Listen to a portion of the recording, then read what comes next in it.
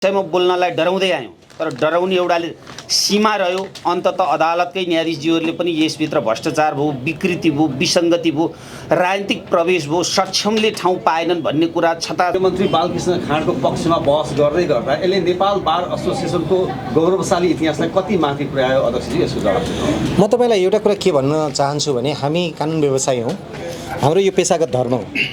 म अरू पेसासँग जोड्न चाहन्छु। एउटा डक्टरले उपचार गर्न छोडिदिने हो, त्यहाँको चाहिँ सदस्य हुन सकोस् यो गरियो भने स्वतन्त्र रूपमा कानुन व्यवसायको प्रवेश बारमा हुन्छ।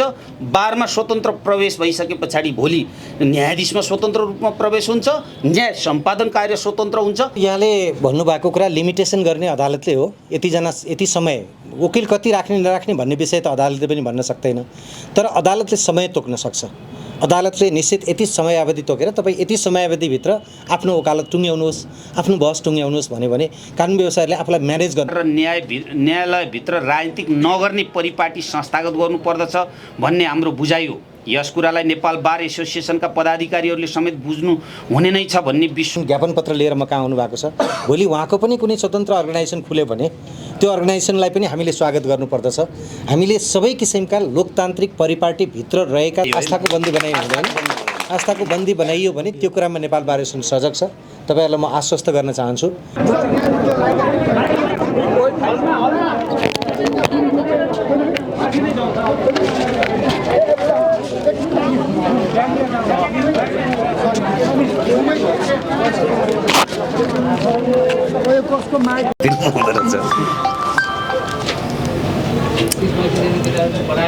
आज असार 1 गते अनि हामीको निर्धारित कार्यक्रम पनि हामीले राखेको 1 बजे 1 सूत्रीय भनेर भनेका थियौँ।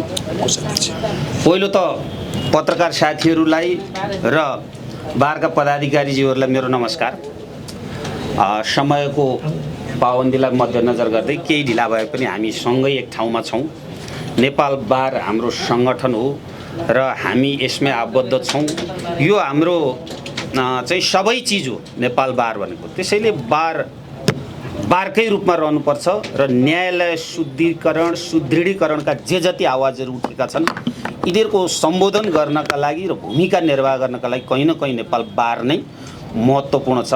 अझै नेपाल बार यस्तो संस्था हो जो चाहिँ पेसागत सङ्गठनहरूमा संविधानले चिनेका अरू सायद मलाई लाग्दैन अरू सङ्गठन छैनन् होला। यो सङ्गठनलाई नेपालको संविधानले चिन्छ, न्यायाधीश नियुक्ति गर्ने अधिकारसम्म राख्छ। यस्ता प्राइभेट संस्थाहरू सायदै छैनन् होला। यस्तो गरिमामय नेपाल बारको इतिहासलाई देखेरै हामी कानुन व्यवसायहरू यसभित्र सम्मानित भयौँ। समयको अन्तरालमा कानुन व्यवसाय र व्यवसायका हकितका सन्दर्भमा जे जति काम कारबाहीहरू भए केही भएका कुराहरूलाई फेरि म भएनन् भन्दिनँ।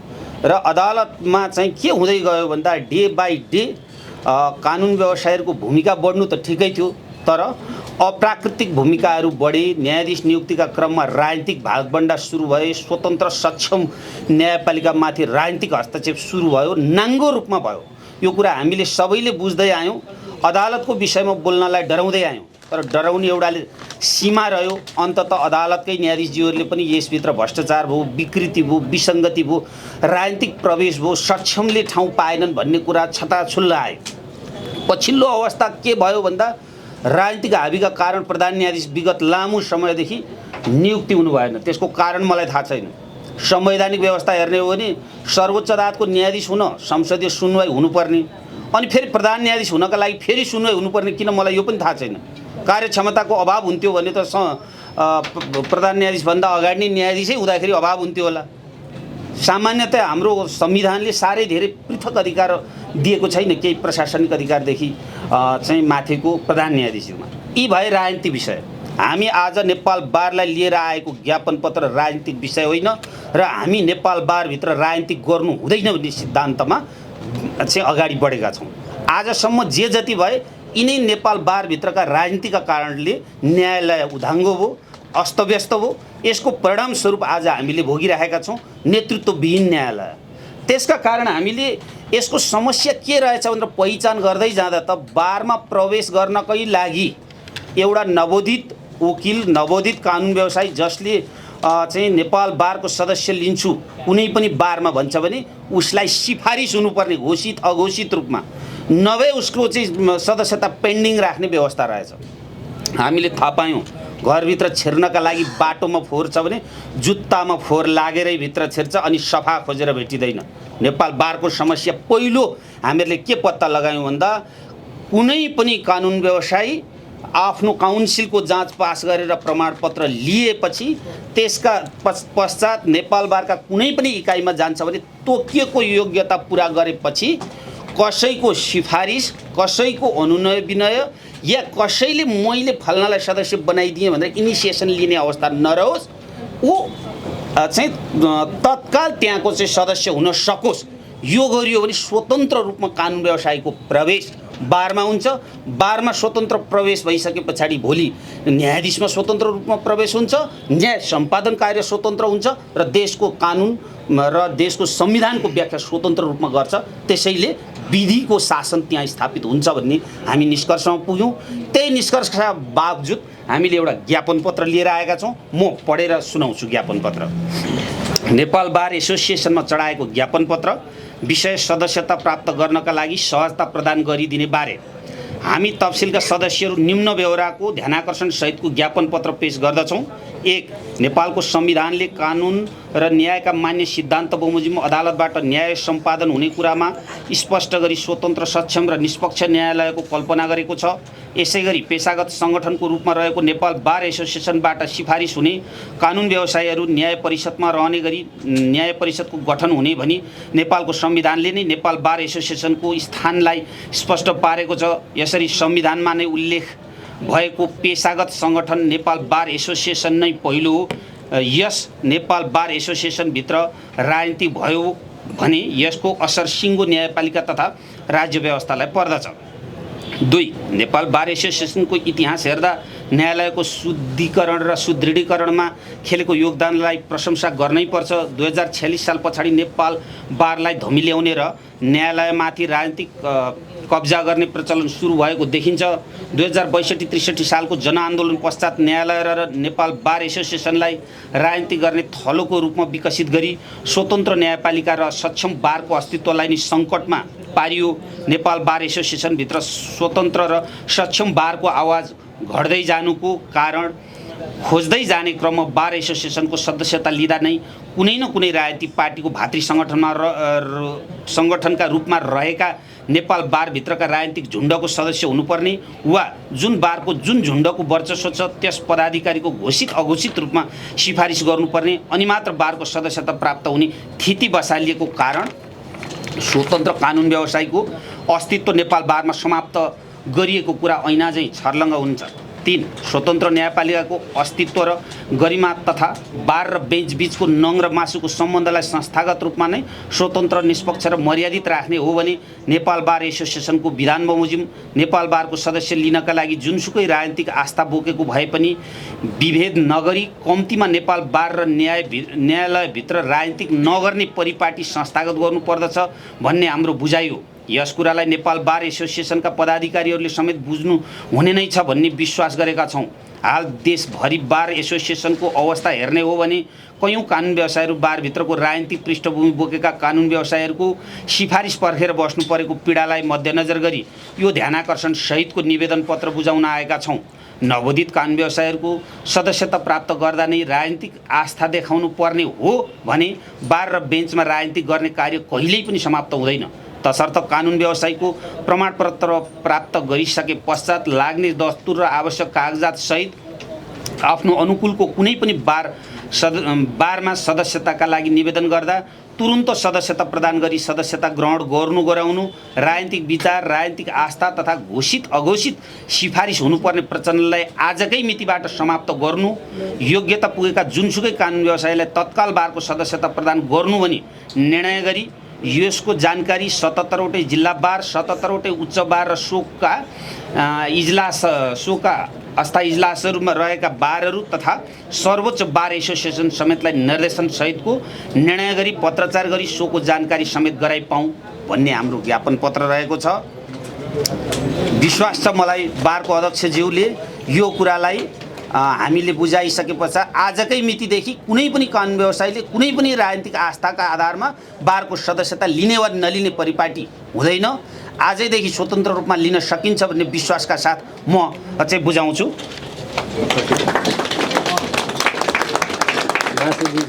बाँकी कुरा अध्यक्षज्यूबाट लिनुहोला र केही प्रश्न भए हामी त्यसको जवाफ पनि दिन्छौँ।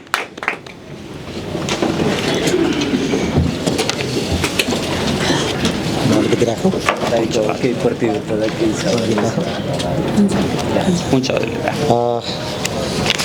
प्रश्न छ है। अधिवक्ता यज्ञबढी नेउपाने लगायत यसमा हस्ताक्षर गर्नुहुने 34 जना सबै अधिवक्ता हुनुहुन्छ। 34 जना साथीहरूको हामीले ज्ञापन पत्र भर्खरै बुझेका छौँ। नेपाल बार एसोसिएसन एउटा गौरवशाली इतिहास बोकेको सङ्गठन हो।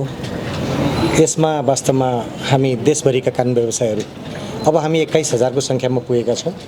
21,000 को सङ्ख्यामा रहेका कानुन व्यवसायहरू आबद्ध छौँ भन्ने कुरामा विमति हुन सक्दैन। नेपाल बार एसोसिएसन यसको जन्मकालदेखि नै एउटा स्पष्ट अवधारणा बोकेको सङ्गठन भएकै कारणले गर्दाखेरि नेपालको वर्तमान संविधान बन्दाखेरि यो नेपाल बार एसोसिएसनको नाम संविधानभित्र आबद्ध भएको कुरा पनि भर्खरै यज्ञमणिजीले आफ्नो ज्ञापन पत्र पढेर बुझाउने बेलामा उल्लेख गर्नुभएको छ। यसको एउटा गौरवशाली गाथा छ। जति जति बेला नेपालमा परिवर्तनहरू भए, राजनीतिक परिवर्तनहरू भए, त्यो परिवर्तनको सम्भागको रूपमा नेपाल बार एसोसिएसन छ। यसैलाई राजनीति हो भनेर बुझ्नु हुँदैन भन्ने हामीलाई लाग्दछ। हामी मुलुकको सम्भाग, राजनीतिको पनि सम्भाग हौँ। हामी न्यायालयको, स्वतन्त्र न्यायालयको पहरेदार पनि हो। यो कुरामा दुई मत हुन सक्दैन। नेपाल बार एसोसिएसनले आफ्नो यो धर्मलाई सदा पालन गर्दै आएको छ। यो धर्म सदा पालन गरिरहनेछ। हामी निर्वाचित हुनुभन्दा पहिला म र महासचिवज्यू अहिले यहाँ हुनुहुन्छ। नेपाल बार एसोसिएसनको तर्फबाट हामीले यो ज्ञापन पत्र बुझ्दै गर्दाखेरि पनि हामी के तपाईँहरू समक्ष के प्रतिबद्धता जनाउँदछौँ भने हिजो हामीले निर्वाचित हुँदै गर्दाखेरि हामीले भन्यौँ हाम्रो जे जस्तो राजनीतिक आवरणको टोपी छ त्यो हामीले बारको गेटमै फुकालेर राखेका छौँ। हामी जति बेलासम्म बारमा रहन्छौँ हामी त्यो टोपीलाई लगाउँदैनौँ। हामी सम्पूर्ण 21,000 नै कानुन व्यवसायको प्रतिनिधि हौँ। हामीले हाम्रो संविधानको कसम खानुपर्दछ, कानुनको कसम खानुपर्दछ र हाम्रो बार एसोसिएसनको विधानको पनि कसम खानुपर्दछ। हामीले खाएका छौँ र हामीले आजको दिन पर्यन्त हामीले कुनै पनि किसिमको त्यो कसमलाई ब्रिच हुने खालको, त्यो कसम उल्लङ्घन हुने खालको कुनै क्रियाकलाप हामीले गरेका छैनौँ। आदरणीय साथीहरू, तपाईँहरूलाई म के विश्वास दिलाउन चाहन्छु भने यो जे माग तपाईँहरूले लिएर आउनु भएको छ त्यो माग एकै दिनमा हामी पनि कार्य समितिसँग छलफल गर्नुपर्छ। उपाध्यक्षहरू तपाईँलाई थाहा छ 8वटा उपाध्यक्ष हुनुहुन्छ। कार्य समितिका साथीहरू केही मुलुक बाहिर पनि हुनुहुन्छ। तपाईँलाई म आजैको मितिमा त भन्दिनँ, तर तपाईँको यो जुन जायज माग छ, हालाकि तपाईँले जे भन्नुभएको छ त्यो कुनै पनि बार युनिटले त्यसरी म आस्थाका आधारमा यो सदस्यता दिन्छु या दिन्न भन्ने अधिकार छैन। कानुनले पुरा गरेको प्रक्रिया पुरा गरेर यदि तपाईँ आबद्ध हुन जानुभयो भने तपाईँको उनीहरूले लोकल रूपमा एउटा केही एडिस्टिक अपनाउन सक्छन्। तर प्रश्न के होइन भने त्यसलाई आस्थाको बन्दी बनाइनु हुँदैन। आस्थाको बन्दी बनाइनु हुँदैन। आस्थाको बन्दी बनाइयो भने त्यो कुरामा नेपाल बार एसोसिएसन सजग छ। तपाईँहरूलाई म आश्वस्त गर्न चाहन्छु कि त्यसरी आस्थाको बन्दी बनाएर यदि कसैले सदस्यता रोक्दछ या सदस्यता फुका गर्दछ भन्ने कुरा हामीलाई जानकारी भयो भने हामी त्यो कुरालाई चाहिँ रोक्नेछौँ। यति कुरा म यहाँलाई राख्न चाहन्छु र यो जे माग ल्याउनु भएको छ आजैका मितिबाट लागू गर्ने भन्ने मलाई विश्वास छ। विधान बमोजिम लागू भएकै छ। विधान बमोजिम कुनै पनि बार युनिट त्यो भन्नको लागि कहीँ रोकावट भयो भने नेपाल बार एसोसिएसन केन्द्रीय समिति त्यसलाई फुकाइदिने हो। हामी त्यसको माध्यम बन्न तयार छौँ। तपाईँहरू हाम्रै साथीहरू हो। यो बारको गरिमा उठाउनलाई तपाईँहरूले विगतमा र आजका दिनसम्म जे योगदान गरि आउनु भएको छ तपाईँहरूलाई हामी धन्यवाद भन्न चाहन्छौँ। कहीँ कतै त्यस्तो खालको कुनै विमति भएको छ भने व्यक्तिगत रूपमा पनि तपाईँ निवेदन लिएर हामी कहाँ आउन सक्नुहुन्छ। म फलानु ठाउँमा निवेदन गर्न गएँ तर त्यहाँ मलाई चाहिँ यो सदस्यता प्रदान गरिएन भन्ने कुरा यहाँले भन्नुभयो भने हामी त्यसलाई फुकाउनको लागि तत्क्षण नै हामी लागि पर्नेछौँ भन्ने कुरा पनि म बार एसोसिएसनको केन्द्रीय कार्य समितिको तर्फबाट विश्वास दिलाउन चाहन्छु।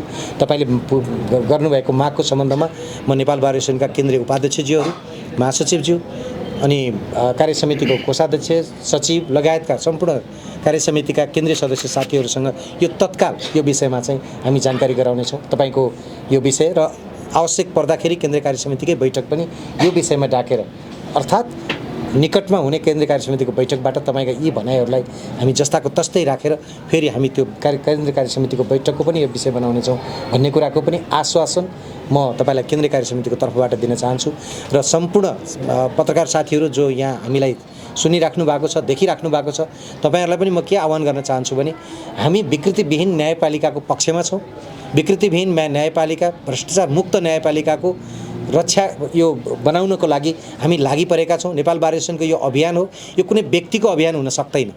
यो त्यसैले गर्दाखेरि हिजोदेखि सुरु भएको बारको आन्दोलन आज पनि जारी छ, भोलि हाम्रो कार्यसमिति रहँदासम्म जारी रहनेछ र पछि पनि जारी रहनेछ। यो सधैँ बगिराख्ने एउटा चाहिँ अभियान हो, गइराख्ने अभियान हो। आज हामीले यसलाई थामेका छौँ, भोलि आउने साथीहरूले पुनः थाम्नुहुनेछ। जति बेलासम्म न्यायालय शुद्ध हुँदैन र सक्षम व्यक्तिहरूद्वारा न्यायालय अगाडि बढ्दैन त्यति बेलासम्म हाम्रो यो अभियान जारी रहनेछ। यो कुनै व्यक्तिलक्षित अभियान होइन। फेरि म तपाईँलाई प्रश्न गर्न चाहन्छु, व्यक्तिलक्षित अभियान होइन। त्यसैले गर्दा म आदरणीय पत्रकार साथीहरूलाई पनि, आदरणीय साथीहरू जो आज ज्ञापन पत्र बुझाउन आउनुभएको छ, सबैजनालाई म हार्दिकतापूर्वक धन्यवाद पनि भन्नु चाहन्छु कि तपाईँले यो यहाँ उल्लेख गर्नुभएको जुन कुरा छ, भर्खरै तपाईँले व्यक्त गर्नुभएको जुन कुरा छ, त्यो हाम्रै अभियानसँग सम्बन्धित छ, नेपाल बार एसोसिएसनकै अभियानसँग सम्बन्धित छ। हाम्रा पनि कुनै कमी कमजोरी छन् भने बेला बेलामा औँलाइदिनु होला, किनभने हामीले पनि अगाडि बढ्दाखेरि सबै हामी पनि तपाईँकै साथी हौँ। त्यसैले कैयौँ कुराहरू छन् भने औँलाइदिनु होला भन्ने कुरो पनि आह्वान गर्न चाहन्छु। र यसरी तपाईँले जुन दिनुभएको छ, यो माग भनेको तपाईँको मात्रै माग नभएर हामी सबैको चासोको विषय भएको हुनाले यसलाई पुरा गर्नेतर्फ हामी तदारुकका साथ लाग्नेछौँ भन्ने कुराको विश्वास दिलाउन चाहन्छु। धन्यवाद। एउटा प्रश्न, अब माफ गर्नु होला, नेपाल बार एसोसिएसनको यति लामो गौरवशाली इतिहास, नेपालको हरेक राजनीतिक परिवर्तनमा अग्रगामी भूमिका चाहिँ नेपाल बार एसोसिएसनले निभाउँदै गर्दा र आजको दिनसम्म हामी आइपुग्दै गर्दा अध्यक्षज्यू स्वयं यहाँ हुनुहुन्छ। यहाँले पूर्व गृहमन्त्री बालकृष्ण खाँडको पक्षमा बहस गर्दै गर्दा यसले नेपाल बार एसोसिएसनको गौरवशाली इतिहासलाई कति माथि पुर्यायो अध्यक्षज्यू, यसको जवाब दिनु। म तपाईँलाई एउटा कुरा के भन्न चाहन्छु भने हामी कानुन व्यवसायी हौँ, हाम्रो यो पेसागत धर्म हो। म अरू पेसासँग जोड्न चाहन्छु। एउटा डक्टरले उपचार गर्न छोडिदिने हो, इन्जिनियरले नक्सा बनाउन छोडिदिने हो, वकिलले वकालत गर्न छोडिदिने हो भने हामीले आफ्नो पेसागत धर्म निर्वाह गरेको हुन्छ कि हुँदैन? तपाईँलाई जानकारी छ, भारतमा जब महात्मा गान्धीलाई हत्या गरियो भनेर भनियो र उहाँको हत्या गर्ने व्यक्ति जो हुनुहुन्थ्यो नाथुराम गोडसे, उहाँले वकिल पाउनु भएन। त्यसपछि उहाँलाई चाहिँ राज्यले वकिल प्रोभाइड गरेको थियो। अपराध जतिसुकै गम्भीर होस्, आरोप जतिसुकै गम्भीर होस्, जतिसुकै यो जुनसुकै खालको आरोप भए पनि त्यसमा उसले चोइस गरेको, उसले छानेको कानुन व्यवसाय राख्न पाउने त्यो पक्षको पनि अधिकार हो।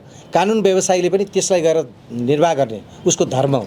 यो व्यावसायिक धर्म भएको कारणले गर्दाखेरि म पत्रकार साथीहरूलाई के आह्वान गर्दछु, के अनुरोध गर्दछु विनम्रतापूर्वक भने यो विषय, तपाईँहरू पनि स्वतन्त्र पत्रकार हो, हामी स्वतन्त्र कानुन व्यवसायी हो। त्यसैले गर्दाखेरि यो कुराले चाहिँ यो रूपमा बुझ्दिनु हुनको लागि अनुरोध गर्दछु। हेर्नुहोस्, आरोप लाग्न साथ हामीले फैसला गरिदिने हो भने त किन चाहियो अदालत, किन चाहियो वकालत? यी कुराहरू उठ्दछन्। त्यसैले यहाँहरूको मार्फत म सम्पूर्ण आम देशवासीलाई पनि के अनुरोध गर्न चाहन्छु भने यो विषय भनेको फैसला गर्ने अदालतले हो। सबै पक्ष विपक्ष बुझेर दुवै पक्षका कानुन व्यवसायीहरूको बहस सुनेर फैसला गर्ने अदालतले हो। त्यसैले यो विषय को वकिल भन्यो, को वकिल बनेन, कसको पक्षमा कसले वकालत गर्यो, कसको विपक्षमा कसले वकालत गर्यो भन्ने विषय चाहिँ व्यावसायिक विषय हो भन्ने कुराको रूपमा लिदिनु हुनको लागि पनि म विनम्रतापूर्वक आग्रह गर्दछु। यसैका आधारमा, मुद्दा गरेकै आधारमा कसैप्रति लक्षित नगरिदिनु हुनको लागि पनि अनुरोध गर्दछु। किनभने समाचारहरू यसरी बढिरहेका छन् कि प्रतिवादी अभियुक्तको तर्फबाट चाहिँ वकालत गर्न वकिलहरूको घुइँचो र लाइन, एउटै व्यक्तिलाई 18 जना वकालतले वकालत गरिराख्नु भएको छ, बहस भइरहेछ अहिले। यसरी के भन्न सकिन्छ र? निश्चय पनि अब यहाँले भन्नुभएको कुरा लिमिटेसन गर्ने अदालतले हो। यति समय वकिल कति राख्ने नराख्ने भन्ने विषय त अदालतले पनि भन्न सक्दैन, तर अदालतले समय तोक्न सक्छ। अदालतले निश्चित यति समयावधि तोकेर तपाईँ यति समयावधिभित्र आफ्नो वकालत टुङ्ग्याउनुहोस्, आफ्नो बहस टुङ्ग्याउनुहोस् भन्यो भने कानुन व्यवसायीले आफूलाई म्यानेज गर्नुपर्छ। 3 जनाले बोल्ने कि 4 जनाले बोल्ने कि 18 जनाले बोल्ने भन्ने विषय त्यो उनीहरूले म्यानेज गर्दछन्। अदालतले गाइड गरेको विषयमा हामी कानुन व्यवसायीले सदा मान्दै आएका छौँ। अब यो अदालतले को पनि व्यवस्थापनको विषय होला अलिअलि। यो तपाईँले भनेको कुरालाई हामी पनि नेपाल बार एसोसिएसनकै तर्फबाट पनि उठाइराखेका छौँ। समय व्यवस्थापन गरिदिनु पर्यो। त्यो व्यवस्था रुलिङ गर्ने बेन्चले हो, बेन्च अर्थात् इजलासले हो। इजलासले रुलिङ गरिदिएको खण्डमा हामी निसन्देह त्यो विषय त्यही समयावधिभित्र बसेर हामी वकालत गर्न तयार छौँ। त्यसैले गर्दाखेरि तपाईँले उठाएको कुरा त्यसले अरू जनताको मुद्दामा असर पर्छ भन्ने कुरा पनि हामीले उठाइराखेका छौँ। यो गम्भीर विषयमा हामी पुनः अदालत प्रशासनसँग कुरा गर्नेछौँ। अध्यक्षज्यू, अर्को प्रश्न, जस्तो अहिले आजको बहस भनेको राजनीतिक इन्फ्लुएन्स चाहिँ नेपाल बार एसोसिएसन जस्तो गौरवशाली संस्थामा नहोस् भन्ने नै आजको बहस हो नि त। अब अध्यक्षज्यूको अलिकति विगत हेर्दा अध्यक्षज्यू चाहिँ नेपाली कङ्ग्रेसको शुभेच्छु संस्था डिएलएलाई नेतृत्व गरिसक्नु भएको, त्यस पश्चात नेपाल बार एसोसिएसनको चाहिँ लिडरसिप गर्दै गर्दा र बालकृष्ण खाँड पूर्व गृहमन्त्री पनि नेपाली कङ्ग्रेसकै लिडर भएको हुँदा कहीँ कतै पोलिटिकल इन्फ्लुएन्स अध्यक्षज्यूलाई पनि पर्न गयो कि भन्ने एउटा प्रश्न त उठ्यो नि। मुद्दाको पक्ष कुनै पार्टीको मानिस हुनसक्छ, मुद्दाको पक्ष कुनै पार्टीको मानिस भयो भनेर हामीले प्रोभाइड गर्ने सेवा भनेको त्यही पार्टीको मात्रै मुद्दा गर्ने या अर्को पार्टीको नगर्ने या अर्को पक्षको नगर्ने भन्ने हुँदैन। यो कुरा एकदम स्पष्ट हुनुहोस्। आज एकेमणिजी जुन ज्ञापन पत्र लिएर म कहाँ आउनुभएको छ, भोलि उहाँको पनि कुनै स्वतन्त्र अर्गनाइजेसन खुल्यो भने त्यो अर्गनाइजेसनलाई पनि हामीले स्वागत गर्नुपर्दछ। हामीले सबै किसिमका लोकतान्त्रिक परिपाटीभित्र रहेका सङ्घ संस्थाहरूलाई मान्यता दिनुपर्दछ, उहाँहरूलाई रेस्पेक्ट गर्नुपर्दछ, सम्मान गर्नुपर्दछ। हामीले यो गर्न सक्यौँ भने मात्रै हामी सच्चा अर्थमा लोकतन्त्रवादी ठहरिन्छौँ। त्यसैले गर्दाखेरि मलाई कस्तो लाग्छ भने म जुन ब्याकग्राउन्ड भए पनि, मैले अघि पनि तपाईँलाई भने, म जुन ब्याकग्राउन्डको व्यक्ति भए पनि मैले आफ्नो राजनीति टोपी, मेरो विचारको टोपीलाई मैले अहिले बारको गेटमा राखेको छु, त्यहाँ भित्र आउन दिन्न। म कति बेलासम्म दिन्न भने जति बेलासम्म मेरो कार्यकाल रहन्छ म त्यति बेलासम्म मेरो राजनीतिक टोपी ओर्दिनँ। तपाईँले कहीँ देख्नुभयो भने मलाई भनि पनि दिनु होला। म कुनै पनि सार्वजनिक पार्टीको कार्यक्रममा भाग लिएको छैन। तपाईँलाई म स्पष्ट रूपमा, म धेरै महत्त्वपूर्ण भूमिकामा थिएँ, यो कुरा यहाँले बुझ्नु भएको छ। म डिएलएको अध्यक्ष, पूर्व अध्यक्ष पनि हो। डिएलए भनेको फेरि एउटा स्वतन्त्र कानुन व्यवसायीहरूकै सङ्गठन हो, त्यसैले त्यसमा चाहिँ जानलाई कुनै आपत्ति छैन। तर पार्टी, राजनीतिक पार्टीको कार्यक्रममा हामी जाँदैनौँ। महासचिव पनि जानुहुन्न, म जान्न, हामी गएका छैनौँ। त्यसैले गर्दाखेरि म यहाँलाई के आश्वस्त गर्न चाहन्छु भने पत्रकार साथीहरूले हाम्रो यो डिमार्केसन छ नि, हाम्रो डिमार्केसनमा हामी कायम छौँ कि छैनौँ भन्ने कुराको कसी लगाइदिने जिम्मा पनि म यहाँहरूलाई नै दिन्छु। काहीँ कतै तपाईँले हामीलाई राजनीतिक पार्टीको कार्यक्रममा प्रशिक्षण दिइराखेको देख्नुभयो या हामी बोलिराखेको देख्नुभयो भने हामीलाई रोकिदिनु होला। किनभने त्यो रोक्दाखेरि चाहिँ हामीले स्वतन्त्रतापूर्वक हामीले जुन कसम खाएका छौँ त्यो कसमलाई पुरा गर्नको लागि हामी लागेको ठहर्नेछ। हामीले वास्तविक अर्थमा न्यायपालिकाको हित रक्षकको रूपमा कार्य गरेको ठहरिनेछ भन्ने कुरा पनि यहाँहरूको बिचमा राख्न चाहन्छु। धन्यवाद। त्यसो साथीहरूको